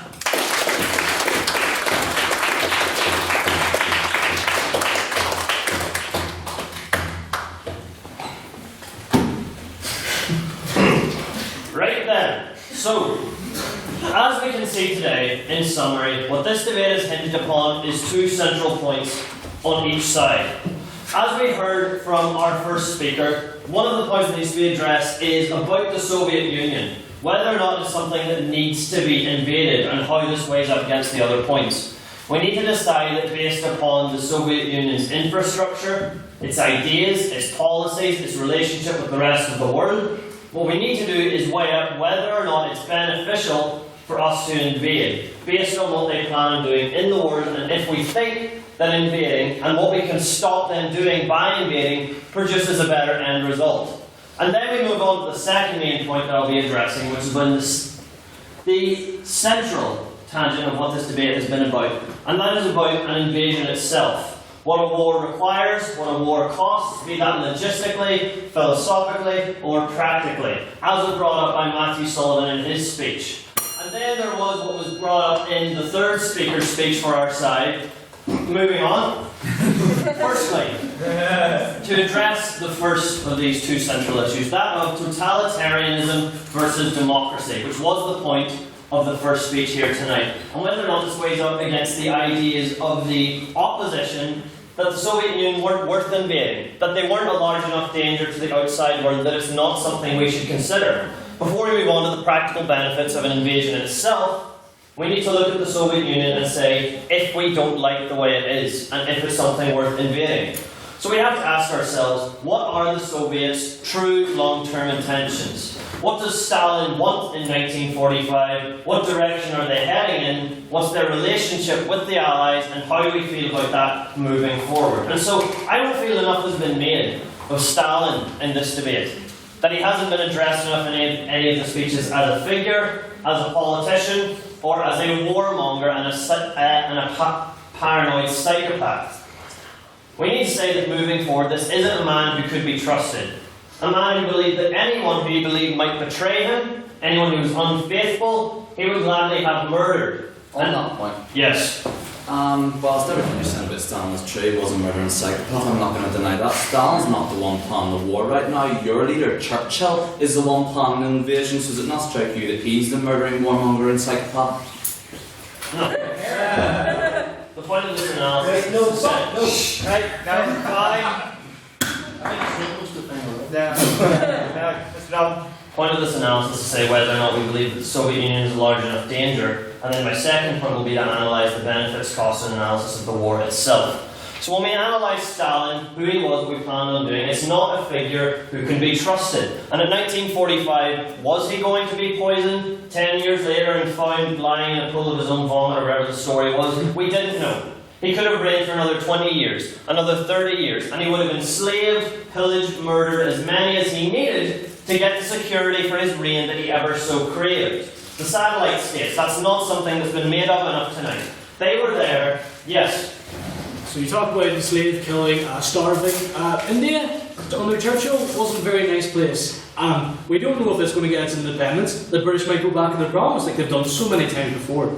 I don't believe we're here debating the dissolution of the British Empire. We had a very nice one on it last semester, but that's not what we're here to say. Was the British Empire ethical? Was the British government ethical? Were their actions in foreign countries ethical or justified? Probably not. But we're here to discuss what we believe the USSR was doing, not what we believe the British Empire could do with its foreign policy within its own states. And when we look at what the Soviet Union did, we need to condemn their actions, not do what the opposition have done and sidestep how they decided to enslave half of Europe. And when we look at it, then there's this clear ideological difference that we were talking about, that of totalitarianism versus the democracy. Once you're advocating freedom, you're advocating change, as the British Empire was doing, as the moves were towards in the latter half of the 20th century, the moves that the Soviet Empire was not making. And that's what it was. It was the creation of an empire, the empire that was prescribed in the Communist Manifesto that they were to spread throughout Europe and throughout the rest of the globe. However much blood needed to be spilled, however many rights needed to be curtailed, whatever it took to ensure that the planet bled red. And that,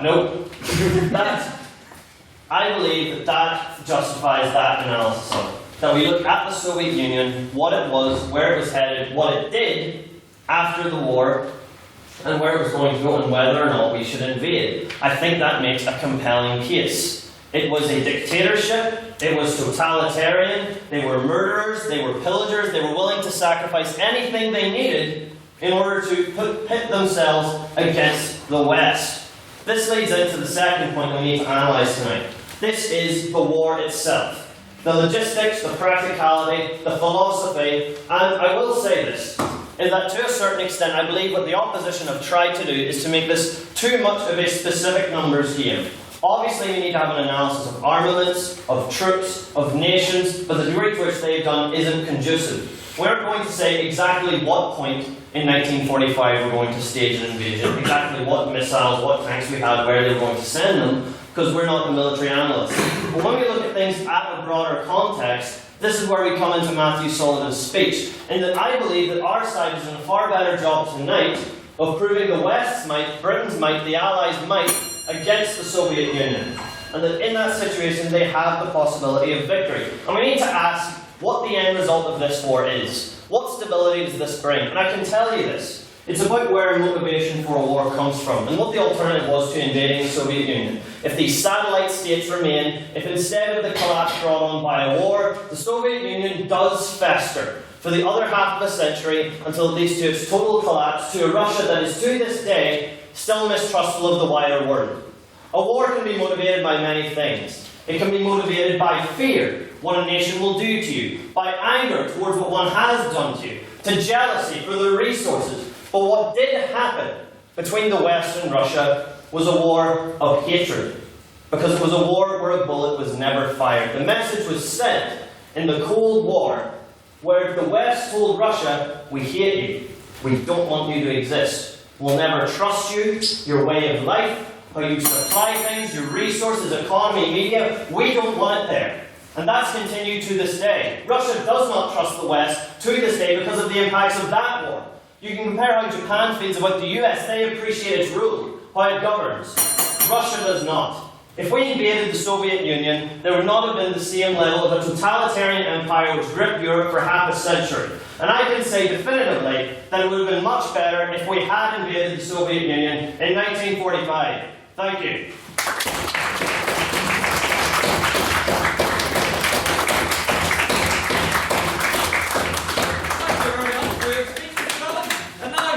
Guest of the opposition and indeed to the best. Please give a warm welcome to Mr. Oakham McLaren.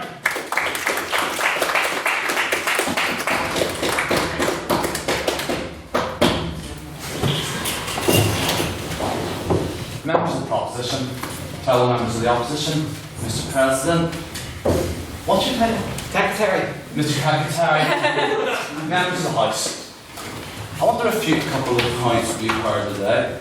Mr. Shudovan was talking to Japan, saying that Japan now respects the US, so are we supposed to expect countries now to submit to the US as well? Is that what he's trying to say? I'd also like to say, on the point of Mr. Sullivan, that he has a very Star Wars-esque view of the world, that there's a light and a dark side, and that we should just simply not look at this as some sort of shades of grey. We should, not intended actually, but we should look at it in a black and white context whenever any war is not a simple matter of black and white. And actually we're open and joke here, and I did not think I was going to make one, so there you go. But anyway, no, we of the opposition, we are not here to give a defence of the Soviet Union. We are not here to argue the ideological merits of capitalism over communism. We here acknowledge that the Soviet Union is not perfect. We acknowledge that Joseph Stalin is a bloodthirsty old dictator who has been responsible for the deaths of millions.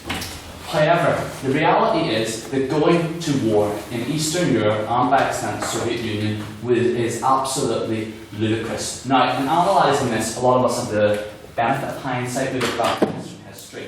However, we can't do that. We have to look at it from 1945. We need to look at this war from three different perspectives: militarily, economically, and morally. Now, there's just been a massive geopolitical event happened called World War II. Now, if we go to Keir Campbell and the Current Affairs Society back in 1945, they wouldn't be arguing about Trump and Brexit, they would be arguing about the division of Germany, the moral rights of having used the atom bomb in Japan. This is current affairs then. They've just had a massive war. And quite frankly, the people of the world do not want another one. They yearn for freedom, they do not yearn for more bloodshed at this time. However, since the proposition is proposing invading a war on the Soviet Union, I think it's only fitting that we analyse it properly. What will be the cost and what will be the benefits? Now, military strength is something that's been talked about a lot tonight, and there is one issue which pretty much goes hand in hand with military strength, and that is the idea of nuclear bombs. America has them, the Russians don't. I won't deny that fact. However, America's nuclear bombs in this war are absolutely useless. Now, you can say all you want, they can blow up cities. They can blow up cities, however, they're not missiles, they're bombs. They have to be brought on planes. Now, I've got here with me the B-29 bomber, the most advanced bomber in the world. This is the range it gets to. Yeah, it can hit Moscow, it can blow up a couple of nice cathedrals, and it can also really piss off a couple of Ukrainian goat herders using it. But it will not damage the Russian military-industrial complex, which is outside of the range of this bomber. On that point. From 1 minute, if we're launching from Germany and Britain, yes. Even if we can't destroy their factories in Siberia, we can certainly destroy all of the railways which bring that material to the front. If they don't have the capability to bring their supplies to their soldiers won't have supplies and they will be easily crushed. You're going to do that with 2 bombs you already used to blow up Japan with? Can I Good clarify that because he asked me a question? No. Anyway, without nuclear weapons, this suddenly turns into a conventional war. If this turns into a conventional war, this is going to go down. Oh, sorry. Oh, wait, no, it's okay. I went ahead and speak, please, sir. Yes, if this turns into a conventional war, this will be fought on 3 fronts: air, naval, and land, like World War II was. Now, I want to address a common misconception that's been going around by the proposition. All night they've been talking about the technological superiority of the West. That point is another point in revisionist history, which is complete rubbish, they have been saying. Now, when we look at the Air Force, I will not deny, bombers, Americans have the advantage. B-29s can take superior payload, not as fast as Russian bombers, but they can take a superior payload, being able to drop 5 tons of bomb as opposed to 1.6 tons. However, when it comes to fighters, the Yakolev 79 and 3 are infinitely superior to Spitfires and American fighters at that time. And actually, during the war, the Messerschmitt pilots were told by their German commanders to disengage, as they would not beat a Yakolev as opposed to a Spitfire. So Air Forces are fairly even. And even if the B-29 bombers, by some miracle, get through, they're going to face an absolute fleet of Yakovlevs which are going to shoot them down before they even get a chance to launch their nukes. Regarding naval strength, I'm not going to lie. The US and Britain have got superior navies to the Soviet Union, and they can blockade them. However, the Soviet Union has this big advantage called Siberia, where it can get oil, titanium, it's got farms there, where it can pretty much feed and arm itself indefinitely. So, yeah. On that point, well, since the United States has Alaska, couldn't they invade from that part and destroy everything? Gotta get through Canada first of all, and then we've got to also bring fleets of ships up there, and then chances are that the Soviets will probably retaliate and attack Alaska again. I'm not going to lie, it is a solution. However, crossing Siberia, all 10,000 miles of it, just to get to Moscow, it's going to be difficult for anyone to pull that one off in winter. But anyway, naval strength superior. I think we've got to address the issue of land strength as well. Now, the British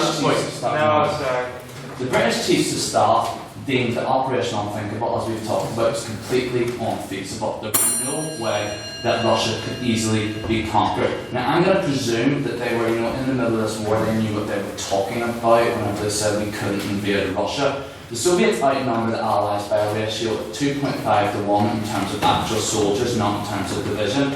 Now, even by some miracle, if the Allies get men there, they're then going to face the T-34 tank, heralded by most people as the most advanced tank in the world at that time. The plucky young chap with a full haircut sitting on it is me. Actually going to pass this one so you can see the absurdity of getting a nuclear bomb to Russia just around the room here. So even by some miracle, if in June they push on to Russia, they're then going to face a Russian winter. So you've automatically got that disadvantage, and fighting a winter war in Russia, as Hitler and Napoleon have taught us, isn't a good idea. Now, as I said earlier, I discussed economics in this war. To put it bluntly, Americans have a brilliant war. Their economy, their military-industrial complex has increased tenfold. However, let's say they invade the Soviet Union and like Hitler before them, their military-industrial complex suddenly stalls further the war goes on. Would it not be very damaging for them to continue this war and not just be a matter of suffering for everyone? Morally, this is a completely unjustifiably war. I'm just going to finish up here. 72 million people have died during this war. Right. 72 million people have died during World War II. The Russians lost 27 million people. They don't need any suffering. There are soldiers from Tennessee, Missouri, Alabama. They want to go home. And I think it's right that they do go home. And in conclusion, I want to say this, morally this is not right. The Soviets helped defeat Hitler, the most evil man who ever lived. And militarily, this war cannot be won. I'm going to end with a quote from The Princess Bride. There are two classic blunders. Never go against a Sicilian when death is on the line. Perhaps more famous is never get involved in a land war in Russia.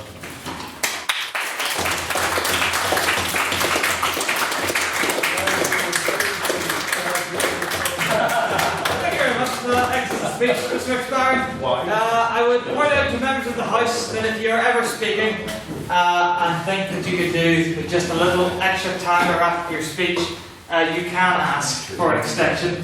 However, as you didn't do that, Mr. McSparren, and as you went 1 minute and 15 seconds over your allotted time, I think that it is only right that I fine you. Not quite as bad as Emily Walker. No, that's true. Yeah, let's be fair to her. Like halfway through the second act of her speech that time, turned to Andrew Grover's pantry or somebody ringing the bell and went, "Fuck it, I'll buy you a port." That was a quote and also a humorous tale, and I've already found you one, so it was a quote, so it's within the archives. Yes, I have been interacting with the archives. I'll come to yes, the story. Yes, in fact, a bottle of port, the cheapest you can find. We'll go to the house next week if you wouldn't mind. This is the cheapest I can find. Literally. Yes, it's also empty, Mr. Product. It's not used. You did not. Anyway, enough of this nonsense. The time is getting away from us. Just before we move to questions, one thing I forgot to mention at the beginning. We are going up to University of Ulster, Colerane's campus on Wednesday. That is this Wednesday. It's on your order papers. The 7th. We have to be there for 2:30, so a delegation shall be setting forth from either Botanic or City Central or just one of the train stations to Coleraine. If you're interested in coming along, please do. An event page will be up if it's not already, and message me if you want any more details. Hopefully the Society will be able to cover at least some of the train costs, probably not very much, but I believe Miss Dobbin says a return ticket should be about 12 quid, so not... Single 770. Yes, yeah, 12 quid sounds about right, considering how transit work. So, if you're interested, then please do come along. It should be a very fun day out. Normally we... Yeah, but the thing is though, like, Korean is dreadful. I mean, I can't really disagree with that statement. I've never been, personally, so I can't... Even unionists agree with that statement. Even unionists. Well then. But yes, so yes, if you're interested in coming along, please do. There will be more info in the next day, hopefully tomorrow. I'll get everything sorted. Also, seeing as how our social officer isn't here and the more alcohol receptive, shall we say, members of council aren't here either, I am unilaterally deciding that rather than going to woodworkers this week, as it is quite cold as we've noticed, let's try Town Square instead. Town Square seems nice. Yeah, let's try it. Why not? Of course, it's made it not to be there, so it's in for a change. Anyway, are there any questions for the proposition? Mr. David. Anyway. Suck it up! Order! John, what are you doing? Okay, I hate to give a question to the third speaker of the proposition, but I'm going to anyway. I would like, actually it's not even a question. Okay, no, I'll make it one. Could the third speaker of the proposition please justify his usage of a quotation from Sir Winston Churchill that was made in, I believe, March 1946 in Fulton, Missouri, when the order paper clearly says 1945 for invasion. Mr. Rogers, I believe that was directed at you. Yes. Oh, right. Well, the entire second half of my speech was largely paraphrasing some quotations from Mr. Paddy Agnew, the South Armagh Nationalist Party candidate in 1945.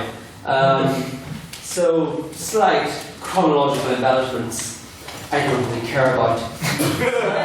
I shall take this point to make a point that I forgot to make earlier. No, you won't. No, you won't.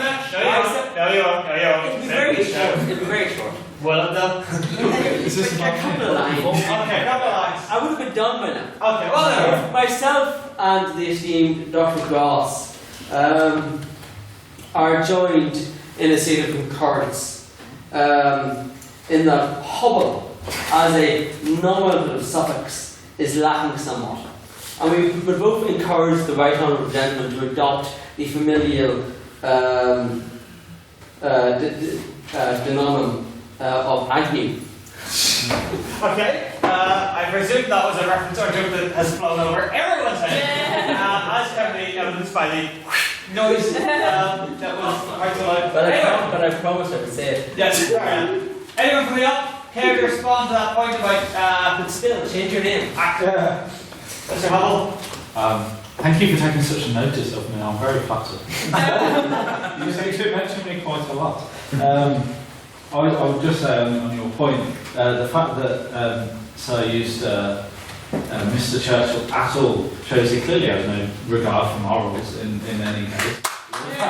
He clearly has no regard for freedom because Mr. Morals get in the way. Mr. Churchill had no regard for freedom. Mr. Churchill was very aligned to the way of thinking of a certain Mr. Hitler and a certain school of eugenics that believed in the lesser people of the world should be subjected.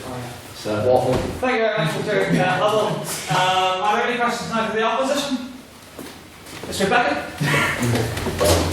Given that in 1948 America and many of the Allied countries would go to the extensive cost and political upheaval of establishing Israel because of the damage done to the Jews, is it not pertinent to consider the invasion of the USSR as a moral action, considering the amount of Jews that were slaughtered under communism, both through being sent to Siberia and the outlying villages, which even one Nazi officer described as justification that even that we may not have gone far enough if this is what the Russians are doing to their own people. Thank you very much. Could Sir who from the up would care to take that? Mr. McFarren. Looking at the state Israel was formed, it was endorsed by the Soviet Union initially as a state in 1949. It wasn't until the later 60s it started to get issues with each other whenever the Israelis aligned themselves with the Americans. However, I mean, any actions that were committed against the Jews under the Russian regime are of course atrocious and should be condemned. However, I think the start of the Third World War, which will result in millions more deaths after the mass slaughter that Europe just encountered, is completely stupid. I think that the Jews should be obviously resettled and should have their human rights taken into consideration after the true travesty that was committed against them by Nazi Germany. But I would say that Soviet forces did liberate Auschwitz in 1945 as well. Thank you, Mr. McFarren. Anyone from the prop care to respond? Mr. Sullivan. Yeah, no, I agree. I think not a lot has been made about the fact that the Soviets were quite nearly as bad as the Nazis in a lot of senses, and perhaps even worse in some. Because I mean, they had absolutely no qualms with sending their own people and other peoples to what were clearly concentration camps and labor camps in Siberia. And I think that the opposition really fails to consider that while clearly I think everyone would agree that the war against Germany was entirely worth the losses that we suffered, they seem to think that even though Russia is actually a bit worse, they seem to think that suffering the same losses wouldn't be worth it a second time. And I would question why they don't want to stop literal genocides from occurring in other countries. Thank you, Mr. Sullivan. Are there any questions now that will be abstaining on the motion? That can be directed equally to both sides. I would point out that the sooner that we are out of here, the sooner you're all back into the cold. So, find a question. I don't want to go back right there. It's so cold. Look at those hands, shoot up. Mr. Patton. I would phrase this politely, but whatever. Given the focus is to be on the moral difference between the Allies and the USSR, do you really believe that is a adequate justification for going to war, especially considering the concentration camps were pointed out by the last example? The Americans also used concentration camps in their own citizens during the Second World War. The British used a lot of concentration camps at various points. Do you really believe that this level of moral superiority is enough to justify a war that will cost millions upon millions of lives? Thank you, Mr. Patton. Who from the front would care to respond to that? Mr. Sullivan. I was going to slowly move to stand up and see if anybody else did, but no one did, so I guess I won't respond to this. Yes, I'm going to fully admit that the internment camps in America weren't really a good thing. And the British Empire certainly has used what can only really be described as concentration camps throughout their empire. But I think there is a key difference here between what the Americans and the British have done in these places and what the Germans and Soviets have done. The Germans and Soviets take people to remote locations and they either exterminate them or they force them to work to death. Whereas the Japanese in the internment camps in America, while admittedly, again, they lived in a prison camp, they weren't forced to, I don't know, manufacture bombs that would kill their allies. The Japanese were, well, I keep being about to say they were treated relatively well. They weren't. But they weren't forced into horrible labour that would have killed them, and they were exterminated. No, I don't think it's reasonable to compare the camps that the British and the Americans used to the ones that the Soviets and the Germans and the Japanese have used. Thank you, Mr. Sullivan. And who from the off would care to respond? Mr. McFarren. Yeah, well, obviously concentration camps by any nation are an atrocity. I mean, like labour camps as well are also an atrocity. I'm just going to add, but I mean, I would say big big imperialistic powers always have problems that they do, and I will acknowledge that Soviets are no different in that fact. However, I mean, Soviets had famines under them, they had concentration camps as well. If you really say, look at the British or the French invaded the British in 1840 for the famine, now that happened in Ireland, like you've got to ask that question. So should we be invading the Soviets for atrocities, or should we just invade every part for atrocities committed? It just leads to more death. So it's really not a feasible solution. Right, thank you very much, Mr. McFarren. I am tired, we all look very tired, so we are quite out of questions, if we can even muster that. Can we have a question for the proposition? Excellent. I will take Mr. Clark. The proposition has said that this is sort of a golden opportunity to attack the Soviets, and now they will only become more powerful if we leave them. But, given the clear moral and practical superiority of capitalism, surely we should leave the Soviets to rot and fester on their own.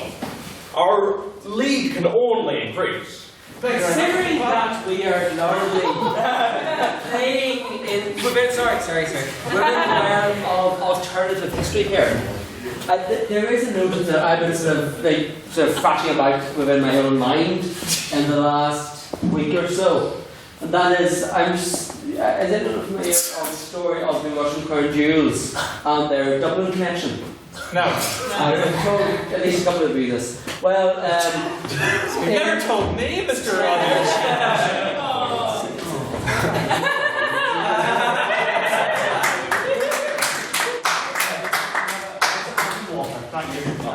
Let's forget about the question. In 1920, What's this got to do with the motion? around that. Point of order. What in the name of Barry Chuckle is going on? We are a trust first name? Brian. Very briefly, please, Mr. Rogers. The USSR did basically, without an economy, applied for a loan to the Irish Republic, which was not actually a state at the time, but largely because of the financial schemes of Collins had quite a lot of money. Gave them a loan of, I can't remember exactly, but it was either £1,000 or £100,000. Big difference. Just a little bit. Inflation wasn't such an issue then. It was post-Brexit. As collateral, the Russian government sent the Russian crown jewels to Dáil Éireann because they weren't really using them at the time, being a communist state. And they were then kept, during the Irish Civil War, Harry Boland ran them round to his mother's house, just a random sort of 2-up, 2-down house in North Dublin, and said, keep these and don't let the Free State forces get them. And so she kept them in the wardrobe of her spare bedroom until De Valera came to power.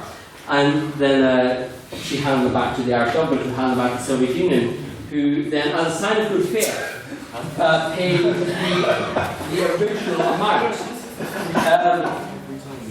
without the considerable amount of interest. No, I'm nearly finished. Without the considerable amount of interest that the loan had accrued.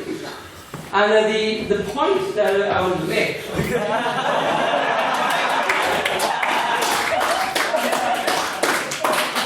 If they had actually paid the loan with the interest that it accrued over those 30 to 40 years, it could well have crippled the economy of the USSR.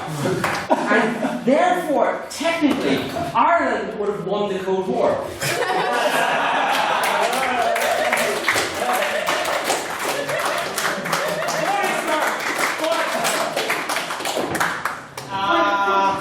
That was my argument from last night while we were drinking.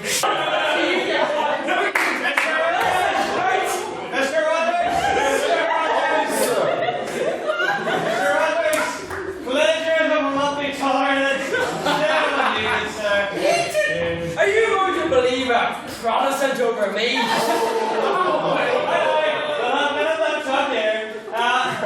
Coming up, character response. Maybe, begin with something you'd like to help. I'm all in favour of Ireland being the world's leading superpower.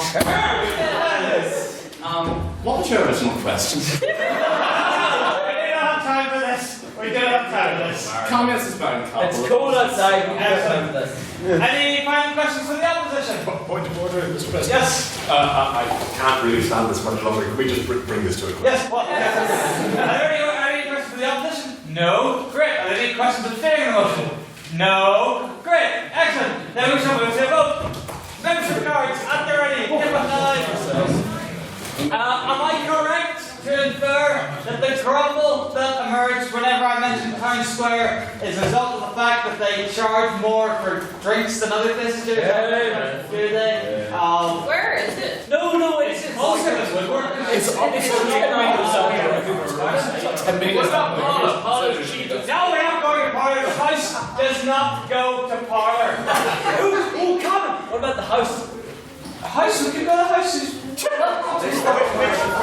let's go. No, we already established why it was a bad idea because they took that back into the restaurant. Okay, probably listen. Yeah, actually, right, folks, order, we're almost there.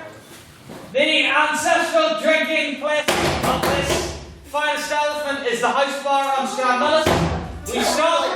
We stopped going there because we outgrew it and because, but it's really not any further away than Woodworkers is. The drink should be of an equivalent price, if not cheaper. And also, due to the weather, it will probably be empty and be able to accommodate us. So, let's try the House Bar. And we'll go to Woodworkers every other week, but let's try the House Bar tonight. Again, it's really no further away than Woodworkers. Just quick point of clarification, Mr. President. For anyone who might be confused, there are now 2 house bars. There's one on Strandless and there's one on Botanic. Yes. So go to the Strandless. So what I'm referring to is directly opposite the table here. So there we go. Right. Go and sit in the immediate lecture room. It's not. It is absolutely not further away than woodworkers. Anyway, very nice to vote. The motion was this House would invade the Soviet Union in 1945.